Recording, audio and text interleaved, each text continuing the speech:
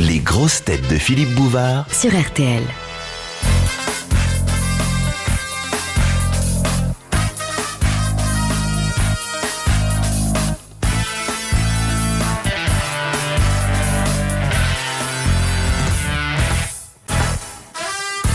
C'est aujourd'hui la dernière émission des grosses têtes dans sa version telle que vous la connaissiez depuis leur début, voilà bientôt 24 ans.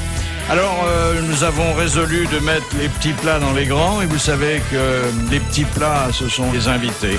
Alors aujourd'hui, au lieu de vous en proposer 4 pendant 1h30, c'est une douzaine de grands ténors que vous allez pouvoir entendre et qui se succéderont de demi-heure en demi-heure. Bien sûr, on aurait pu mettre les 12 à la fois, mais bon, on les connaît, ils seraient montés les uns sur les autres, et la réputation de l'émission, on aurait souffert. Alors donc, voici la première vague. Il nous a rejoint très tard, mais il a su se faire apprécier en quelques mois. Pierre Bénichou.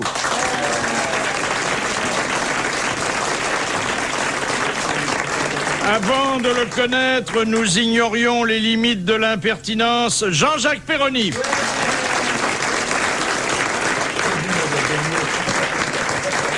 Elle nous a apporté sa classe princière, son goût pour les étreintes ferroviaires et sa fraîcheur sans limitation de durée. Macha Merrill.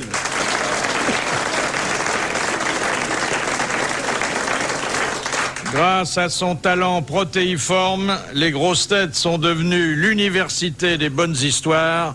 Guy Montagnier.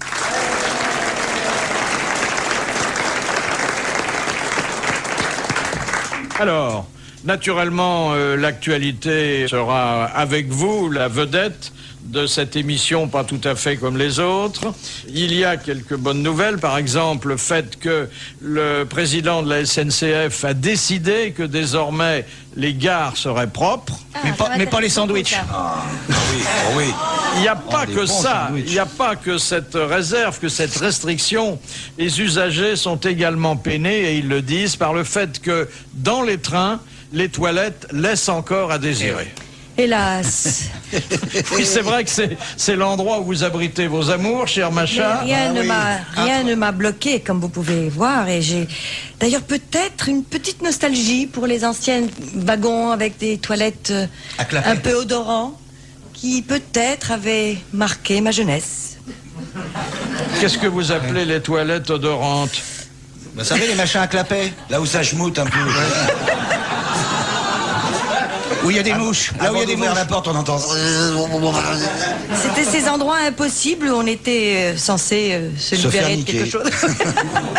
Et tous les voyageurs s'accordent pour reconnaître qu'au départ, c'est encore possible, mais que si le train met 3 ou 4 heures pour effectuer son parcours, ça devient pratiquement délicat sur la fin. Vous avez sûrement expérimenté ça. Hein. Mais oui, mais c'est uniquement... Il faut y aller avec des bottes. Il n'y a pas d'éducation du voyageur. Il y en a qui pissent dans les toilettes. C'est même plus. Oui. Alors pas étonnant après que ça sonne pas bon. Non, mais c'est souvent parce que la nourriture est pas fraîche, on a des malaises intestinaux. Ah, quelle horreur. Il n'y a pas que ça dans les toilettes de train. D'ailleurs, Macha et le train, ça me rappelle la fameuse histoire de Agathe Mirchmolo-Ginglas, ça s'appelle Marie-Hélène de Berdèche, qui parlait dans le train. Et donc, écoute, mon mari, c'est effroyable. Il me trompe, il n'arrête pas de me tromper, moi je ne sais pas quoi faire. Sa copine fait, mais ma chérie, tu n'as qu'à le tromper aussi, c'est pas difficile. Mais comment dire, il va pas le tromper avec le premier venu, moi j'aimerais bien, alors quitte à le tromper, à tomber vraiment sur un homme équipé d'un démonte-pneus de chez Grizzly, vous voyez. Comment savoir comment il est équipé avant de l'avoir déshabillé? Je ne même pas lui dire bonjour en lui mettant la main au panier pour voir la taille du bestiau. Il dit, mais ma chérie, c'est pas difficile. Pour connaître la taille du bazar d'un homme, il suffit de regarder ses pieds. Plus les pieds sont gros, plus son bazar est gros. C'est en comparaison, c'est en proportion. Ah bon? Il dit, regarde bien, les mecs qui passent dans le couloir, là, commence à regarder les mecs qui passent. Des tout petits pieds, oh bah dis donc, spaghetti, celui-là. Et tout d'un coup, arrive le contrôleur. Mesdames, bonjour. Avec sa pince, il mate les pieds, le contrôleur, il a des palmes. T'es pâle, on dirait Cousteau. Oh, tu as vu, disons. Alors lui, il doit être bon. Alors, à Marianne, elle fait oh, monsieur le contrôleur, je suis désolé, je n'ai pas mon billet. Je vais me le faire. Je n'ai pas mon billet, j'ai dû le laisser tomber dans les toilettes au bout du couloir. Oui, c'est ça. On me la fait pas, moi. On va y aller vérifier dans les toilettes. Oh, à tout de suite, ma chérie. À Paris, si monsieur le contrôleur, elle passe devant, elle dandine un tout petit peu, elle fait bouger son tralala. Elle arrive aux toilettes, alors elle ouvre, puis elle profite d'un chaos du train pour se pencher en avant pour essayer de chercher le billet. Alors le contrôleur, il est derrière, il voit les rondeurs, il commence à chauffer un peu. Bon, alors, vous le trouvez, ce billet? Ah, écoutez, elle a dû tomber derrière. Ah, je ne sais pas, elle se retourne vivement, l'attrape par la cravate et le tire dans les toilettes. Puis elle ferme un double tour. Chaque fin, le contrôleur est là. Laissez-moi, madame, laissez-moi. Oh, elle se déshabille comme une femme. Prends-moi, grand fou, lui mettre les pieds. Oh là là, ça va être terrible. Prends-moi tout de suite. Oh, elle lui arrache sa casquette, son costume, tout là. Il est là, il n'en peut plus. Cette femme nue qui se frotte à lui. Bon, attendez, madame, une seconde. Essaie de déverrer la chemise comme ça. Ah, bah, allez, dépêche-toi, prends-moi, je te dis. Ah, ben, qu'est-ce que vous voulez? C'est toujours pareil à la SNCF, avec leur costume, là. Les chemises 3 fois trop petites et les chaussures 4 fois trop grandes.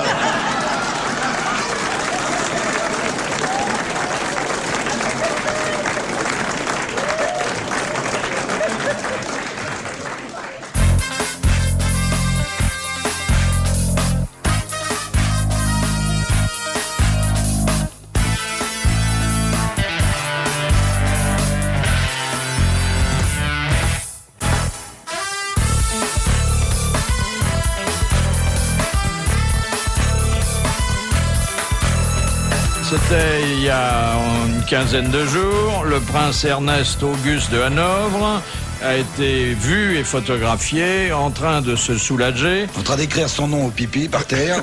On a reconnu son écriture. Et ça se passait donc à l'exposition universelle de Hanovre, et il avait choisi, mais bon, pas par malice, parce que la palissade s'était présentée comme ça, le pavillon turc. Avec, on l'a dit par la suite, toutes les complications diplomatiques qui en sont résultées. Et aujourd'hui, comme il en a assez de lire des contre-vérités, le prince de Hanovre, il s'est offert une pleine page dans le Frankfurter Allgemeine Zeitung. Il parle mieux l'allemand que l'anglais. Moi, je l'ai connu pendant l'occupation, et je vais vous dire... Il a été tondu à la Libération. Ce n'est pas étonnant, oui. Enfin. Et il dit dans cette page entière du journal... Il a publié dans les pages jaunes? Je me suis... Parce que ça se voit à moi. Hein, c'est quoi. Je me suis certes soulagé pendant ma visite à l'expo, mais ni sur le mur du pavillon turc, ni sur le sol de l'État turc. Voilà.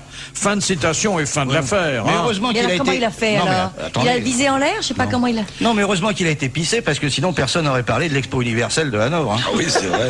Ça, tout le monde s'en foutait à un point. Mais... Ça, c'est vrai que ça fait une belle publicité. Mais enfin, bon, lui, il en a assez. Hein. Il y a d'autres sujets. Bon.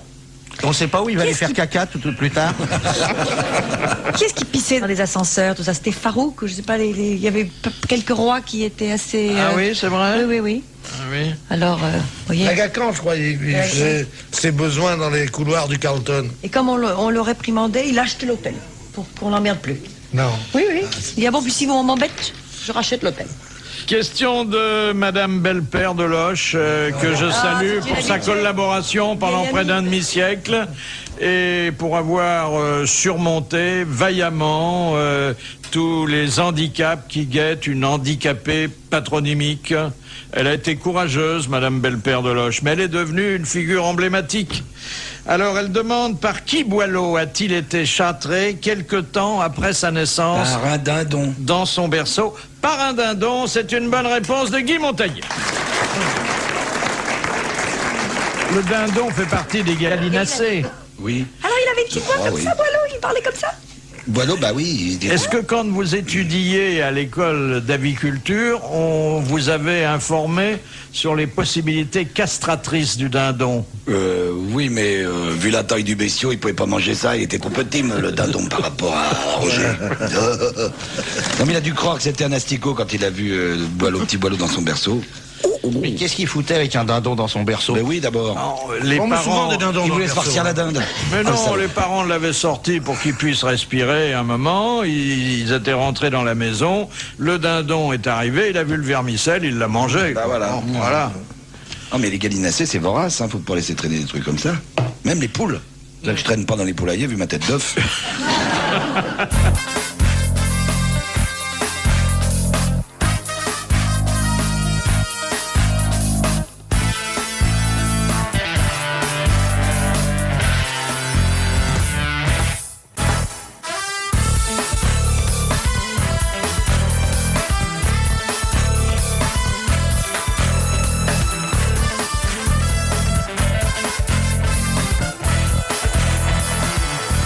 Pourquoi, demande Monsieur Lacauve, lors du marathon de New York, les concurrents abandonnent-ils leurs vêtements de ville sur le pont de Brooklyn? Pour que l'abbé Pierre les ramasse et les donne à Emmaüs. Exactement.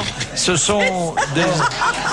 C'est pas l'abbé Pierre, mais pour que des organisations humanitaires les distribuent aux indigents. Bonne réponse de Jean-Jacques Perroni. Eh, on dit une connerie, on tombe juste. Hein. Oh, ça arrive souvent. Question de Monsieur Ramon. Et on ne dit rien. Non. On ne dit rien. Non. Non? Moi l'oignon. À propos de Ramon, les deux ramoneurs qui arrivent à Marseille chez Madame Escartefigue à 8h du matin, ils sonnent ding dong. Ça répond pas. Alors, le patron, il dit à son apprenti, viens, on va aller prendre un café. Ils descendent. À 9h, ils remontent, ding dong. Toujours personne. Ah, c'est pas vrai. Bon, alors, on va prendre un autre café. Ils remontent à 10h, ding dong. Ça répond pas. Jusqu'à 11h, comme ça, il arrive bourré au pastis. À 11h30, ding dong, la porte s'ouvre. Madame Escartefigue en chemise de nuit et les bigoudis. Oh, messieurs, oh, je suis désolé. Alors, on avait rendez-vous à 8h ce matin.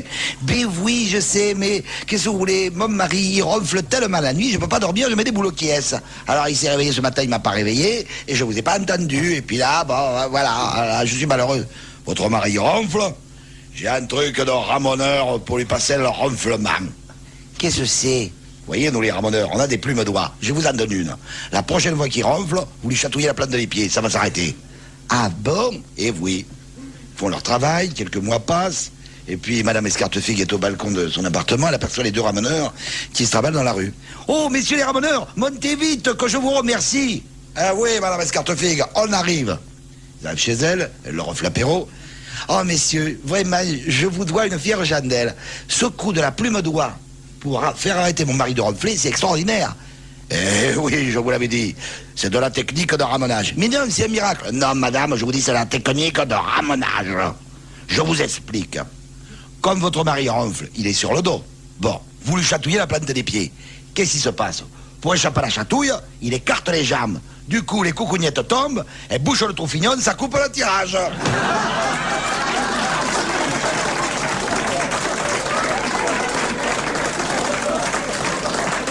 Monsieur Ramon, qui est l'inspirateur involontaire de cette belle histoire, vous demandez, au Mexique, quelle est la punition d'un gardien de prison qui laisse échapper un prisonnier? On le met en prison On est en lui-même. prison aussi. À la place de l'autre. À sa place. Pendant combien de temps? La Pendant peine de tout le l'autre. temps que l'autre va être trouvé. Exactement. Il doit terminer la peine de l'évader à sa place. Eh ben, C'est non. une bonne réponse collégiale masculine. Question. Alors celle-là, elle est plus difficile. Question de Monsieur Séraphin. Pourquoi, en l'an 149 avant Jésus-Christ, Oh, ça nous En rajeunit lançant pas. quoi? Qu'est-ce qu'il a lancé? Jésus-Christ? En lançant quoi? avant Jésus-Christ, les Carthaginois tondirent-ils toutes les femmes de leur ville? Parce qu'ils avaient couché avec les Allemands. Ils avaient des poux. Non, Parce qu'il y avait une épidémie de poux. non. Non, parce qu'il y avait un gars Pour qui avait qu'elles passent dit... pour des garçons. Non, pour récupérer les cheveux. Oui, et qu'est-ce Ah oui. qu'ils en faisaient des cheveux? Et Des pêches à la ligne. Une grande Des- corde. Ils avaient tissé une grande natte. Oui, pourquoi ils avaient besoin de cordes? Eh ben, pour les arcs, pour leurs arcs. Exactement. Voilà. C'est une excellente réponse Bravo, de Guy Montagnier et de Jean-Jacques Perroni.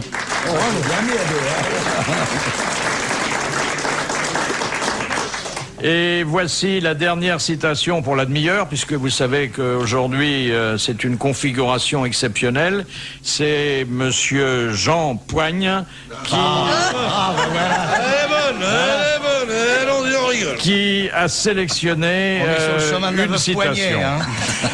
Qui a dit « Toute la vie est affaire de choix. Ça commence par la tétine ou le téton, et ça s'achève par le chêne ou le sapin. Ah, c'est pas mal. Frédéric Dard. » Non, Francis Blanche. non. Céline. Non. C'est plus C'est ancien plus que ça. ancien que ça, c'est pas... Oui. C'est pas très Pas ancien, très ancien. mais hélas, on peut dire qu'il a fait les deux expériences. C'est pas des Pierre proches. Desproges. C'est Ah, Pierre Desproges. Bon, Bonne réponse de Guy Montagnier. Merci et bravo.